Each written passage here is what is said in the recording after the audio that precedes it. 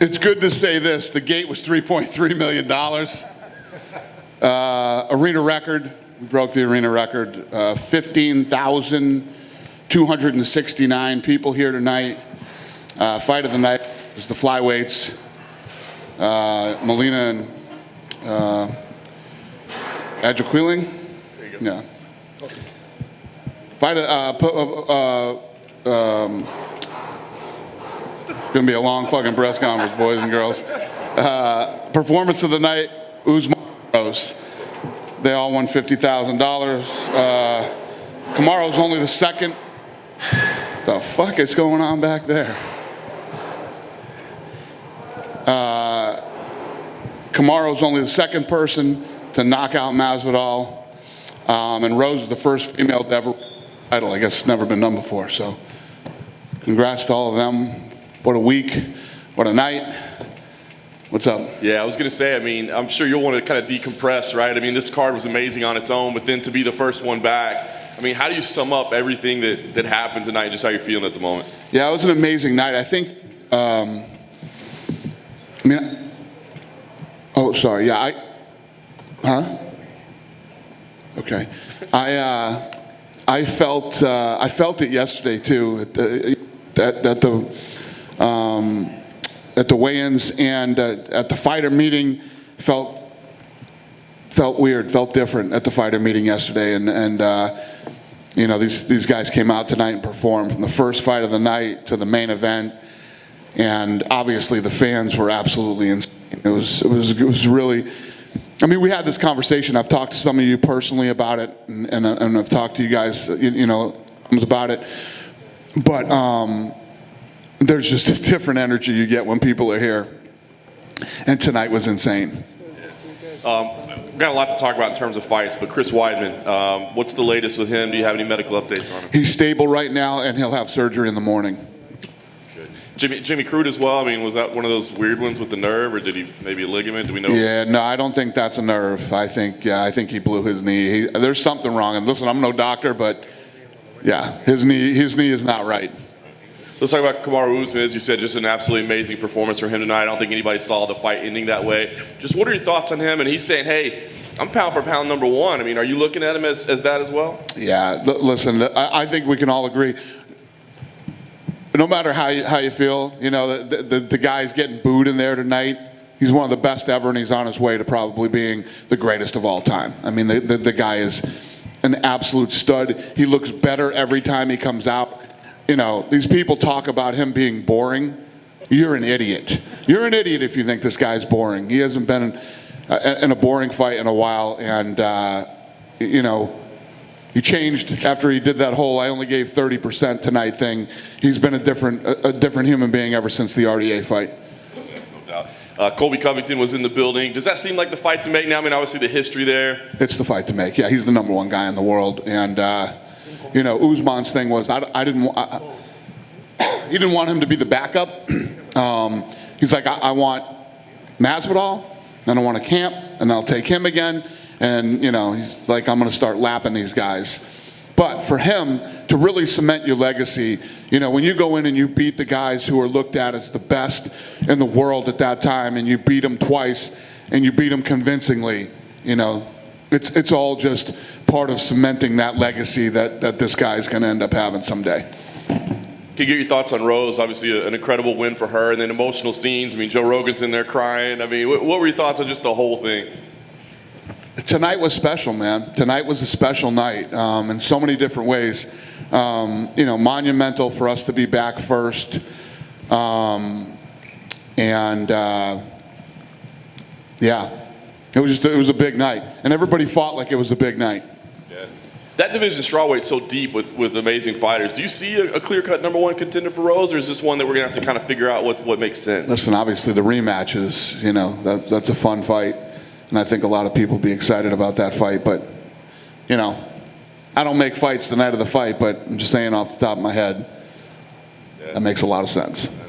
Last thing on fights, Valentina. I mean, I think we're running out of superlatives to describe how good she is. I mean, what can you say about Valentina? It's almost like, tell me if this is how you felt tonight when she was fighting, like she was pissed. Like she was mad that anybody could, because I love this fight because I knew Jessica Andrade was going to show something that she hasn't seen yet, and she was going to be in her face, and she was going to do this, and she was going to do that. And it's like, she was like a fucking demon tonight. Pissed off that anybody believed that was possible, and she looked incredible. You know, it was one of the best performances of her career. Yeah, it was. And so everybody's saying, look, the only person that could possibly beat her is Amanda Nunes. But I mean, they're in different weight classes. I'm curious. Is that an appealing fight to you, or do you feel like they should have their own kind of legacy? Yeah, their own legacies. Listen, they fought a couple times. You know, people can think whatever they want. There's always somebody else coming up. There's always a new contender, and it's not Valentina's fault that she's, you know, one of the all-time baddest women on this planet. So. Making her move up to 135 pounds just doesn't make sense. They did it twice. Yeah. Listen, if they both come to me and they both want to do it and whatever, then you know, I'll make it happen. But it's not something I'm thinking about. We almost got Daniel Cormier out of retirement tonight to fight Jake Paul. I'm just curious what you thought about that whole spectacle. I mean, the crowd was chanting Jake Paul. They had the little, you know, confrontation there. Listen, I've said it before and I'll say it again. This kid's done a good job of putting himself in a place to make some money, man, you know? So, good for him. He's got you guys talking about him all the time and asking questions about him, and got Daniel Cormier running after him, so he's doing something right, you know? He knocked out an NBA guy that was 40 years old and 30 pounds less than him, and, you know, I don't even know what to think about the Askren thing, man. The whole thing is fucking mind-boggling to me, but, hey, good for him. Grab that money while you can, kid. I was going to say, would you ever do business with him? I mean, it sounds weird, but the numbers are there. The numbers are there? Nah, I don't know if the numbers are there. Listen, do you know what would happen to this guy? He ain't fighting in the UFC. These guys are... You're getting me talking about this fucking guy again.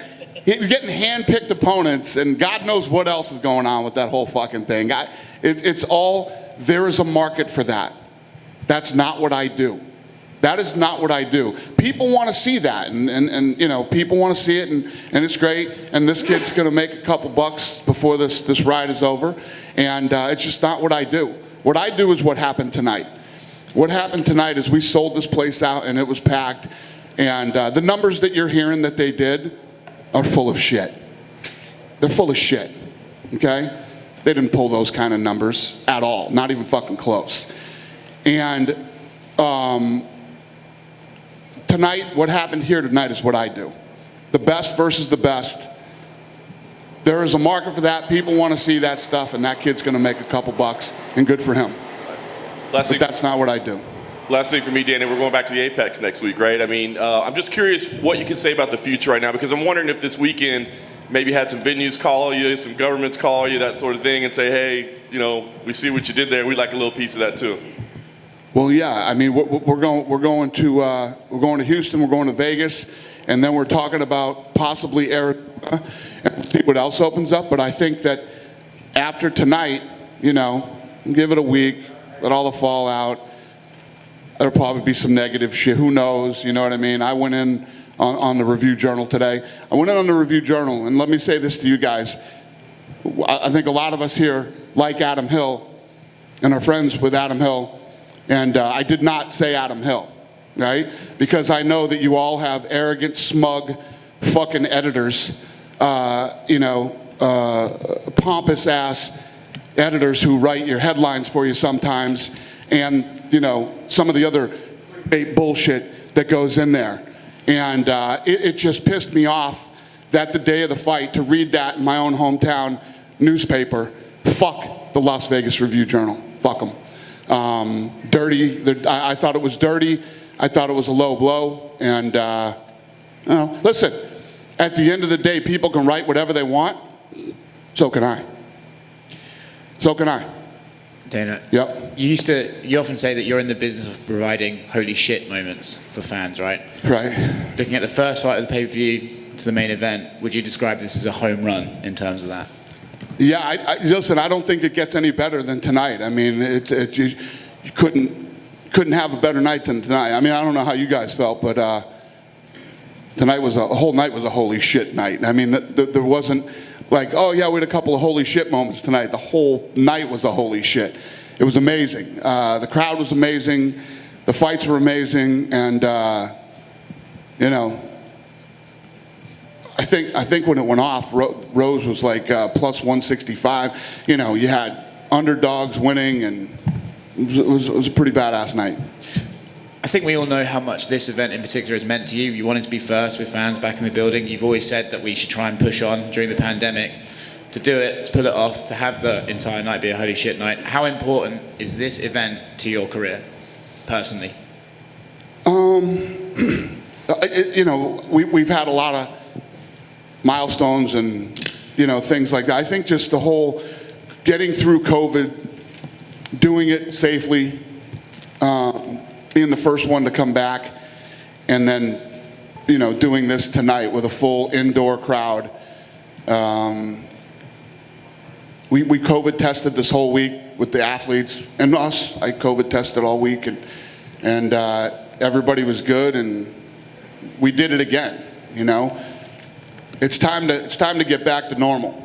You know, and I know a lot of you guys in the media don't feel exactly the way I do about a lot of things, but you can't deny it felt pretty fucking good to be in Florida this week and be normal.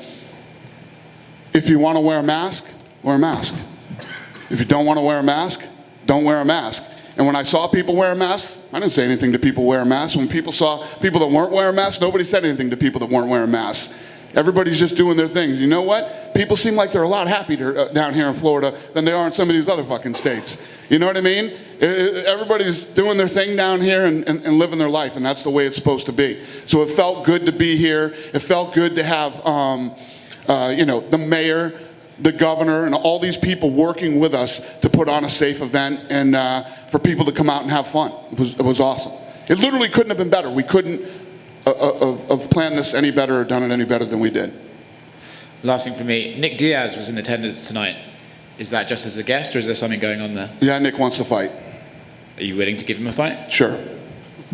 Give us a name against who? I will see how this goes. Do you have? Is there any time frame? He's waiting for me in the back right now. I'm going to go talk to him. So. Bring him out here if you want. No, that's Okay. all right. I'm sure he wouldn't like that. Dana, over here. Hey. Over here. Yes, sir.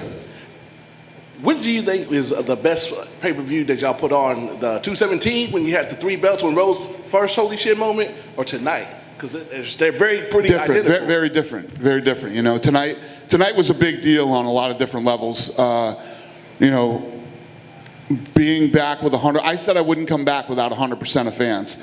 We did tonight, and like we were talking about, it couldn't have been any better. So tonight's different than any other show we've ever put on. In your opinion, did that kick solidify Rose as a certified future Hall of Famer and put that stamp, like gold stamp of approval? Yeah, first female to ever regain her title again. Never been done, and Ali, obviously, I know I do, and I know a lot. You do too. Respect Whaley and how incredible she is, and what a tough fighter she is. How hard she works, how hard she trains, and to come out and do what she did tonight was very impressive. I'll get to Kamaru in a second. What do you do with Jorge next? Nobody's really talked about that since we didn't expect what we just saw to happen. I don't know. I don't know what's next for him. We'll see.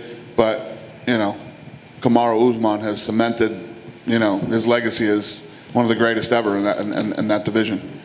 If he calls you up next week from his home in Dallas and says, hey, I want a super fight, do you think he's done enough to earn it? Since I know he had Colby Covington's next. Colby Covington deserves the next shot. And our final question for me, from this point on, do you think the UFC will have that mentality to keep setting the standard on all around? Because in the boxing side, people see that number that you said was bullshit, the 1.3, and they want to know where the numbers are going to come from the pay-per-view side. What you got to say to that criticism? Because Jake Paul comes out of nowhere busting all this money, and then people are saying a fake fighter is making real money. How much did he make? He made, well, bonus, they said 2.5 to 3 mil. Yeah. They said they did fucking 2 million pay-per-view buys, too. I don't believe... It's 1.3. Okay. I didn't do that either. I don't believe anything they say. That's a fucking circus. That's not a real...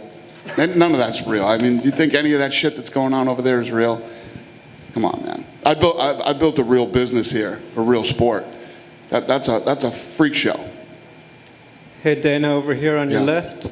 Wait, this guy's first. Go ahead.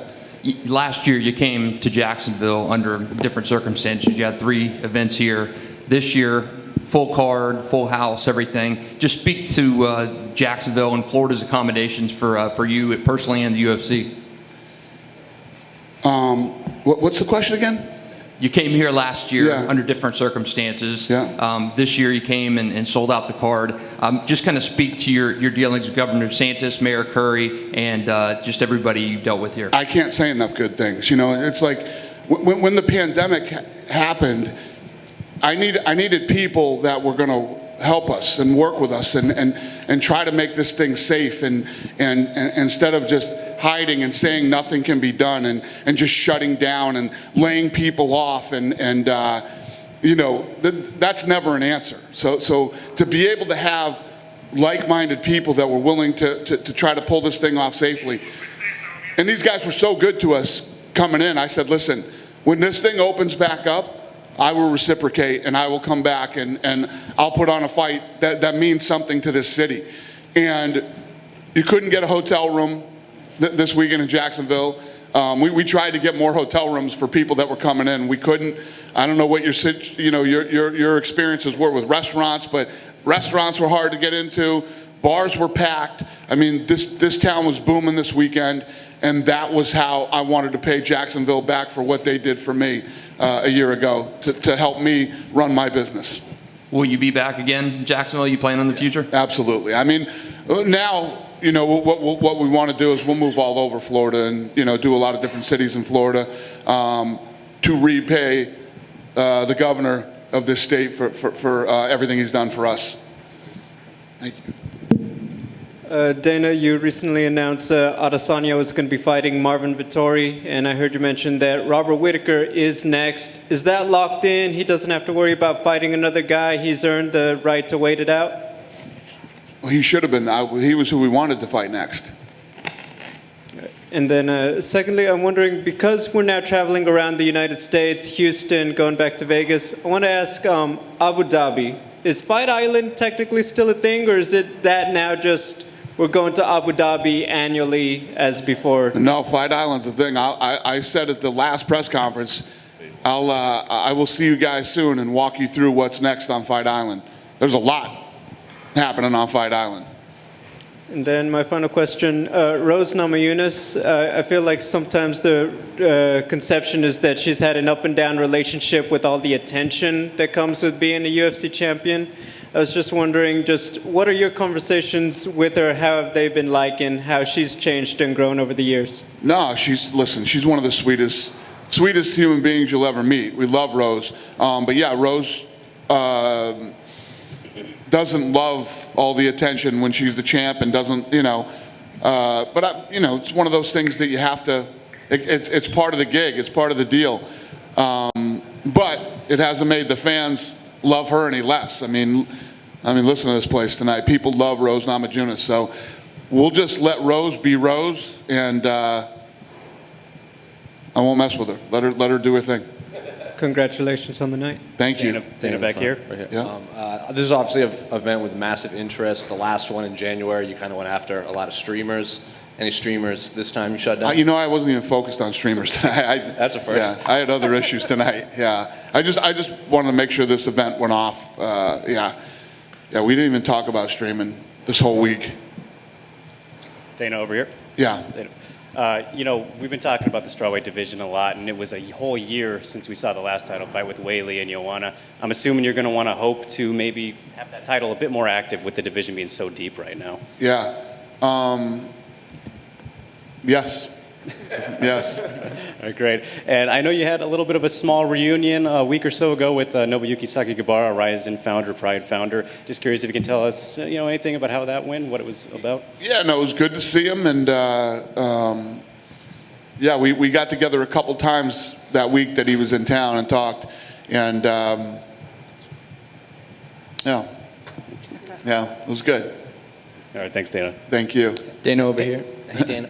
Go, Shmo's next. Go ahead, Shmo. Dana, unfortunate situation with Chris Weidman's injury. Where would you say it ranks among the worst injuries you've seen so far? It's only happened 3 times. Two of the guys that have were involved in this. The irony of that whole thing is crazy. Were you able to see him? You guys, I'm going to go see him before I leave, yeah. How loud was that? Holy shit. Yeah, that was crazy. And he yeah, I don't even know what to say about that. And then lastly, I know you're going to go meet with Nick Diaz, but is it crazy to throw out Khamzat Chimaev as a potential opponent for him? No. Go ahead. Dana sir. over here. Yeah. So with Kamaru's victory tonight, the UFC still has 3 African-born champions, Kamaru, Ngannou, and Adesanya. Is UFC Africa still a strong possibility? 22. 22? Yeah. And earlier in this week, you said in an interview that John Jones priced himself out of negotiations by asking for $30 million guaranteed. He later went on Twitter and refuted that claim, saying that he never discussed that figure. I just wanted to get your thoughts on that. Okay. Thanks, Dana. Yeah. Dana over here. Hi. Sulaiman Falana with BBC Africa. You had prefaced part of my question by saying that Kamaru has come way from when he said 30% to now, the way he's actually been fighting so far recently. In one word, how would you describe Kamaru Usman so far? I love watching Usman fight. This guy comes in, if you look at him in his early career, he was one of those wrestlers that would come in and take you down, put you against the fence, try to grind you. He has completely evolved as a fighter. He's standing and knocking out Jorge Masvidal. I said it the other day, and I'll say it a million more times. The fight with him and Colby Covington is one of the greatest fights I've ever seen. Those two stood in there toe-to-toe, blasting each other until, Colby went down with a broken jaw. He's not afraid to trade with anybody. He's not afraid to stand with anybody. If he has to wrestle, he wrestles. He's become an unbelievable, well-rounded fighter, one of the greatest ever, and on his way to possibly being the best ever. Now, you said UFC Africa is 2022. Would you definitely have all 3 African champions on that card if they're still champion by then? Will I have all of them on there? Yeah. Well, yeah, we'll see. Well, we'll see. You know how quick this landscape changes in a year. We'll see where we're at in 22 when we're planning on going there, and who's where and what's going on. But I also believe that the amount of talent, raw talent that is possibly over there, and if you look at what we did all over the world in places that we've gone, whether it's Europe or we went into Australia, Canada, when we put on live events in these places, it ignites, training facilities start opening up, people start training, and I think you're going to see some bad dudes coming out of Africa in the next 5 to 10 years. All right, thank you, Dana. Thank you. Dan, just a couple more. As far as Usman, are you trying to keep him busy this year? Because you look at this division, I know you said Colby's next, but we have Nate Diaz and Leon Edwards in a couple weeks. We have Burns and Wonderboy. Like there's quite a queue building up for him. Yeah, I don't think there is. Right now, the clear-cut guy right now is Colby. And then we'll see how all these other things play out for the next contender. But, there's no doubt that Colby Covington's the next guy. And as far as Uriah Hall, obviously kind of a weird way to get a win tonight, but is this the kind of victory that moves him forward? Because obviously, beats Anderson Silva, beats Chris Weidman, arguably the 2 greatest middleweight champions in UFC history back-to-back. Yeah, it's a weird win, like you said. It's a weird win for him. But listen, a win is a win. So you didn't really get to see what Uriah's got tonight, but maybe we can turn him around quick and get him another fight. Do you worry this is something Chris Weidman might not be able to come back from? It's not like he's a very young guy. We saw the challenges Anderson Silva had with the same injury. Let's not. I don't even want to talk about it tonight. I don't want to say anything fucking. The guy's laying in the hospital right now. So let's see how he gets through this injury, and we'll go from there. We'll send him our best. Thanks. Just here. Dana, Amanda and Valentina don't seem to like to talk about the third fight, but people want to see the third fight. Do you see Amanda and Valentina happening anytime soon? We just talked about this. Sorry, it was bad. Welcome to the press conference. Good to see you. Sorry, we literally just talked about this. Sorry, and now that she's defending Juliana, I heard the randomie is hurt. Where does Irene Aldana stands now? If she have a fight coming soon, if she could be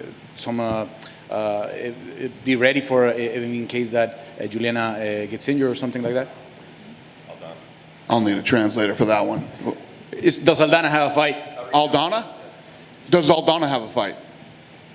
And like, could she be a backup for the title fight? I don't know. I don't know off the top of my head. I don't know the answer to that question, sir. Right. Thank you. Yeah? Have a good night, you guys. Thanks.